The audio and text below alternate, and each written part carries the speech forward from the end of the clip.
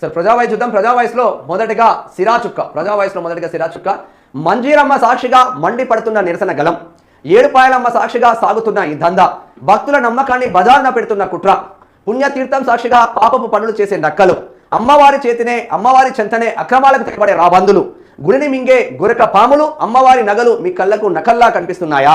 హుండీ కాணிకలు మీ జేబుల వాటర్లా తోస్తున్నాయా? శిలగా ఉన్న తల్లి శిక్షించదని ధీమానా? మరి ఏమనుకుంటున్నారు వాళ్ళు? కళ్ళు తెరిస్తే ఆ కరాలి మీ కీచక పర్వానికి చమరగీతం పాడదా?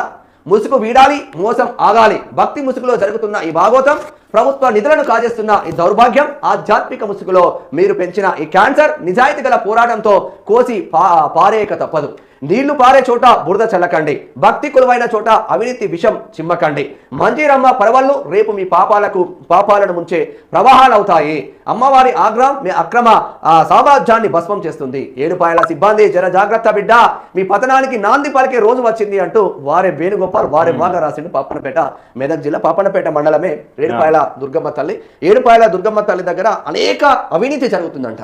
మరి దేవాదాయ శాఖ మంత్రి కొండా సురేఖ గారు మీరు కనీసం ఆ ఏడుపాయల వనదుర్గమాత ఆలయం పైన దృష్టి పెట్టినా? అనేక అక్రమాలు జరుగుతున్నాయి. ఆ గుడి డెవలప్మెంట్కు ఎంత ఖర్చు పెడుతున్నారు? అక్కడ వెలిసిన షటర్లలో ఎంతెంత లాభాలు వస్తున్నాయి? అసలు ఆ రెంట్లు ఎవరైనా ఇస్తున్నారా? మొత్తం సిబ్బంది ఎలా చేతివాటం చూపిస్తా ఉన్నారు? హుండీ కానుకలు కరెక్ట్గా వస్తున్నాయా? ఆభరణాలు ఎటుపోతున్నాయి? అసలు ఈ తతంగం మొత్తం ఎందుకు జరుగుతుంది? ఎందుకు పాపన్నపేట ప్రజలు, తెలంగాణ ప్రజలు, మెదక్ జిల్లా ప్రజలు ఎందుకు అరిగోస పడతా ఉన్నారు? ఇక్కడ భక్తులు ఇబ్బందులు పడతా ఉన్నారు. అనేక రకాలుగా అక్రమాలు జరుగుతూ ఉంటే మీరు ఏం చేస్తున్నారని అడుగుతుంది.